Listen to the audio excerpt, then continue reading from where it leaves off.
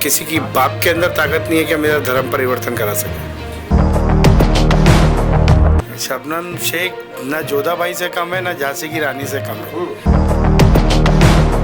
अगर गंदगी नहीं होगी तो बीमारी नहीं होगी, और गंदगी हटाने के लिए पहले आदमी की जहन की गंदगी हटानी पड़ेगी।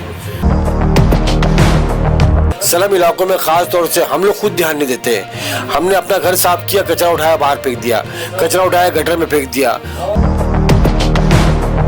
दोस्तों, आमना सामना मीडिया में आप सभी का स्वागत है, खैर मकदम है।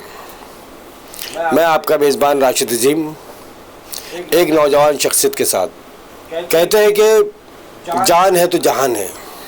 अगर सेहत अच्छी है तो वो अल्लाह ताला की बहुत बड़ी नेमत है, और सेहत के साथ अगर सेहतमंद दिमाग भी हो तो ये और बड़ी नेमत है।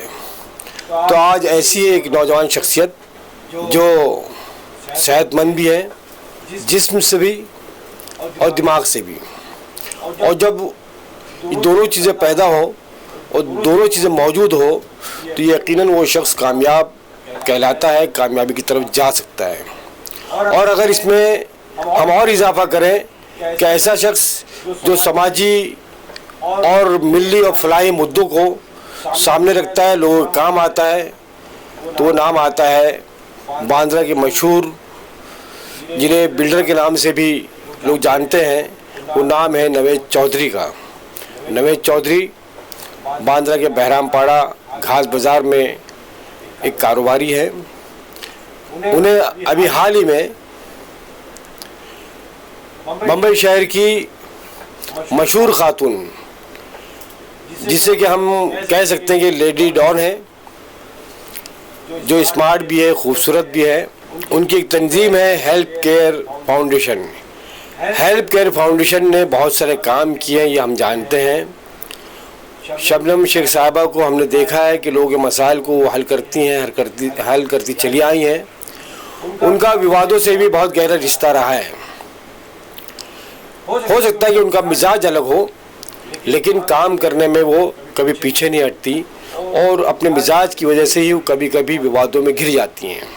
आज उन्हीं की तंजीम, उन्हीं की एनजीओ हेल्प केयर फाउंडेशन के मुंबई प्रेसिडेंट जो अभी हाल ही में बनाए गए हैं, शबनम शेख ने उनको मुंबई प्रेसिडेंट की पोस्ट से नवाजा है। हम अपने ऑफिस आमना सामना मीडिया में उनका स्वागत करते हैं। नवेद चौधरी साहब, आपका आमना सामना मीडिया में इस्तकबाल है। थैंक यू, शुक्रिया, बहुत बहुत शुक्रिया आपका। और आपको मुबारकबाद भी कि आपको हेल्प केयर फाउंडेशन का मुंबई प्रेसिडेंट बनाया गया है। शुक्रिया बहुत, थैंक यू आप सबका। नवेद चौधरी साहब, ये आपको ख्याल कैसे आया, क्योंकि आप कारोबारी हैं, कपड़े का कारोबार से आप मुंसलिक हैं, बहुत सारे लोग आपको बांद्रा में जानते हैं, तो ये समाजी कामों को करने का जज्बा कहाँ से पैदा हुआ? सामाजिक कामों का जज्बा तो मेरे ब्लड में, मेरे डैडी कारोबारी हैं, लेकिन चौधरी होते हुए हम लोग के ब्लड में एक सामाजिक है कि हमें ये काम करना है, लोगों की मदद करनी है। अच्छा। लोगों की मदद करना और उनके साथ रहना, एक ज़मीनी आदमी बन के रहने में जो मज़ा है ना, वो एक ऊपर बैठ के बात बनती नहीं है।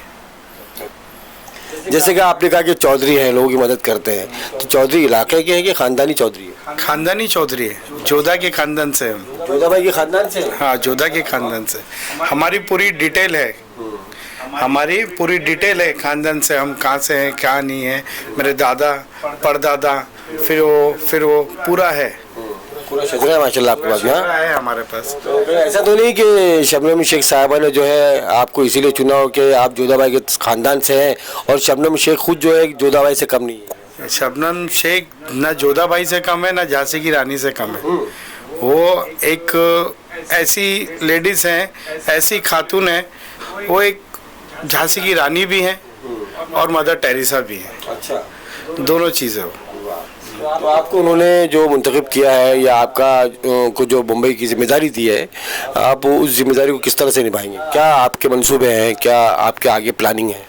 मेरे मंसूबे हैं, जैसे कि सबसे पहले तो एजुकेशन में हमारे बहुत से भाई हैं जिनका एडमिशन हो जाता है, और वो बीएमसी स्कूल में पढ़ते हैं, उन्होंने अच्छा पढ़ना है तो उनकी फ़ीस का कुछ प्रॉब्लम्स है, फ़ीस का देखना है, और फीस को कैसे मतलब बच्चे लोग की फीस वो भर देनी है और उनके आगे पढ़ाई करनी है, उनके और भी खर्चे होते हैं, जैसे कि फीस के बाद ये है, प्रोजेक्ट है, बुक्स है, और भी बहुत होते हैं, तो वो सब देखते हुए चलना है। और फिर सेकंड थिंग इज़ हॉस्पिटल।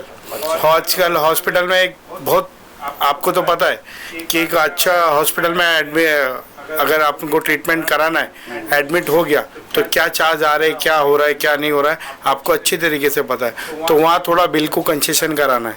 आम आदमी के बस से बाहर है ये आम आदमी की तो बस से बाहर ही है आजकल।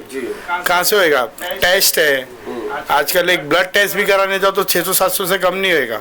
और थोड़ा कुछ हाई लेवल का टेस्ट सीख दिया, ब्लड टेस्ट सीख तो 2000, 2500, 5000, 6000, मतलब लोग जो हमारे लोग हैं नहीं कैपेबल है, तो उनके लिए ऐसा कुछ कर रहा है जो सब करा सके, सबको कोई तकलीफ नहीं हो, चाहे वो फाइनेंशियली हो चाहे कैसे हो, उनको तकलीफ नहीं हो, तो ऐसा कुछ स्कीम या कुछ करेंगे। आपके इलाके में जो नर्सिंग होम है, बहुत सारे नर्सिंग होम होंगे, बांद्रा ईस्ट से लेके वेस्ट तक, क्योंकि आप भी कोई पूरे एरिया आपको जानता है और आप भी उस एरिया को जानते हैं, तो वहाँ पर जो नर्सिंग होम है इस तरह के, हम ये देखते हैं कि ये जो प्राइवेट नर्सिंग होम का कारोबार है एक तरह से दिखाए तो वहाँ पर बहुत लूटमार मची हुई रहती है। तो इस लूटमार पर कैसे आप पाबंदी लगा सकते हैं, कैसे इस पर अंकुश लगा सकते हैं, कभी सोचा आपने?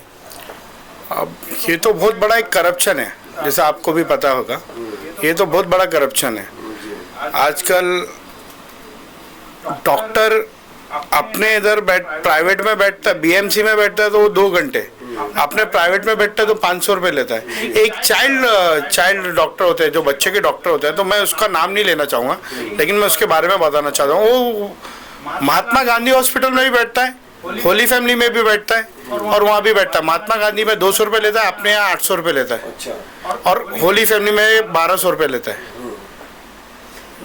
अब वो पूरा करता है, तो आप ये बताओ, महात्मा गांधी में 100 जन लाइन में है और होली फैमिली में आराम से बैठे, और महात्मा गांधी एक ट्रस्टी हॉस्पिटल है, वहाँ आप चेयर पे बैठे हो, वहाँ बैठने की भी जगह नहीं है, वहाँ बराबर चेक नहीं करते हो आप, वहाँ आपको जाना है वापस आना है, वहाँ से आपको खाली सैलरी मिल रही है, और बाद में आप वहाँ पे होली फैमिली में और वहाँ ऐसा चेक करते हो कि हाँ बच्चे को एकदम ये दे वो, और वहाँ पे आप 2 सेकंड के लिए 2 मिनट के लिए बच्चों को चेक कर रहे हो खाली। महात्मा गांधी में जो डॉक्टर बैठते हैं, हमें ऐसा लगता है कि वहाँ पर वो एक तरह से कस्टमर घेरने आते हैं क्या, वहाँ से घेर के अपने प्राइवेट हॉस्पिटल बुलाते हैं, उसके बाद में वहाँ लाके पूरा निचोड़ देते हैं। बराबर, ये आपकी बात पे मैं सहमत हूँ कि ऐसा है, लेकिन कुछ डॉक्टर उसके अंदर बहुत ही अच्छे हैं, जैसे आइस के डॉक्टर हैं वहाँ पे, वो बहुत ही अच्छे हैं। उन्होंने अपनी पूरी ज़िंदगी महात्मा गांधी हॉस्पिटल में ही निकाल दी, ना उनका कोई प्राइवेट है।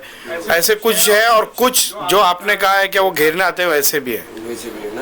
मैं भी जानता हूँ कुछ डॉक्टर मेरे भी जानने वाले वहाँ पर बहुत अच्छे लोग हैं, वो लोग अच्छा काम कर रहे हैं और लोगों की मदद भी करते हैं। मैं आता हूँ अपने एक अगले सवाल पर। जिस तरह से आपने कहा कि स्कूलों को में हम जो है फीस में मदद करेंगे लोगों की, और मेडिकल फील्ड में मदद करेंगे, और आपके इलाके में हम ये जानते हैं, जैसे कि आपकी बातचीत से पता चला कि आपने अपने इलाके में बहुत सारे काम किए हैं और आगे काम करने के प्लानिंग भी है। तो आपके इलाके के आपको कौन से मसाइल ऐसे जो बहुत ज़्यादा अहम लगते हैं, बड़े मसाइल है, जैसे बहरामपाड़ा है, भारत नगर है, आपका घास बाज़ार है, नौपाड़ा है, कौन से मसाइल बहुत ज़्यादा बड़े इशू है वहाँ के? इशू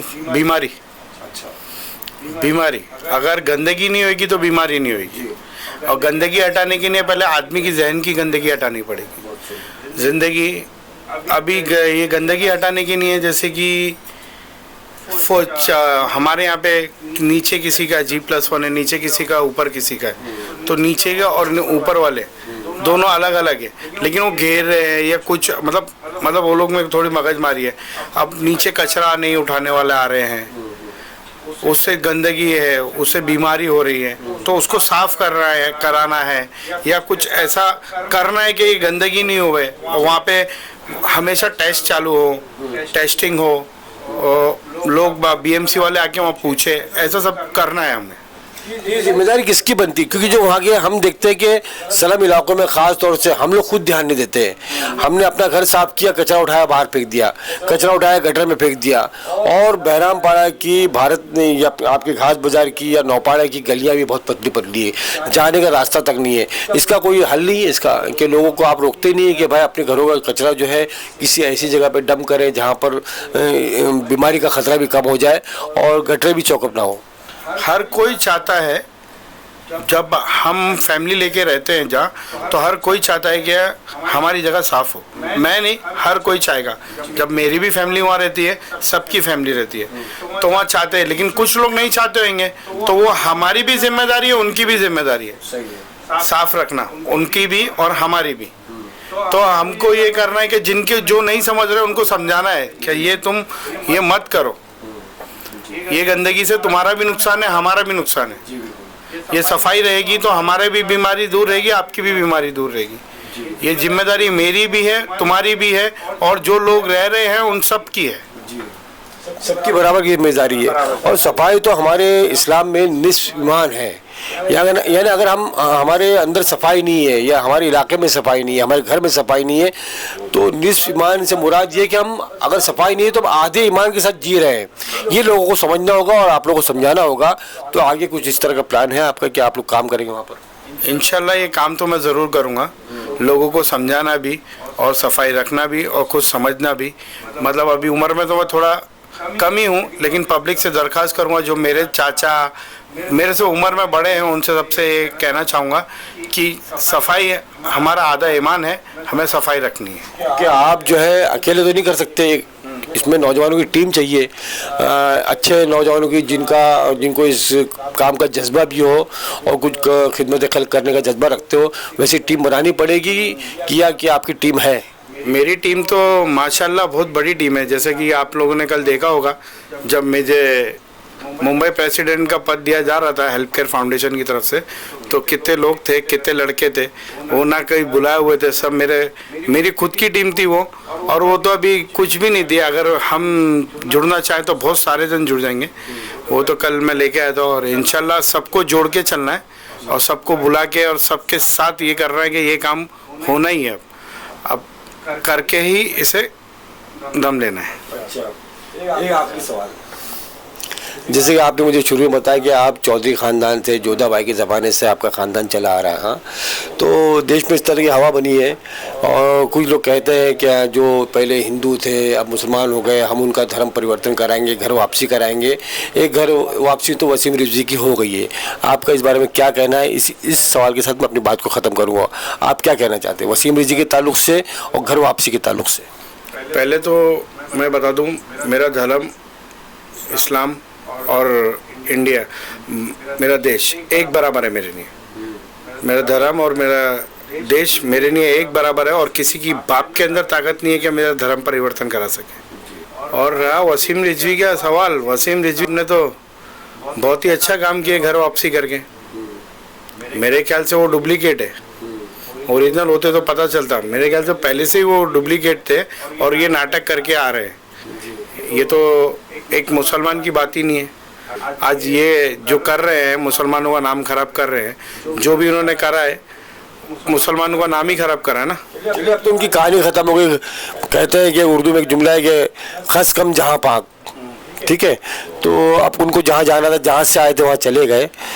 मैं आपका बहुत बहुत शुक्रिया अदा करता हूँ। आमना सामने मीडिया से आपने बात की, अपना वक्त दिया, बहुत बहुत शुक्रिया। शुक्रिया आपका भी, बहुत बहुत शुक्रिया, आपने हमारे लिए टाइम निकाला।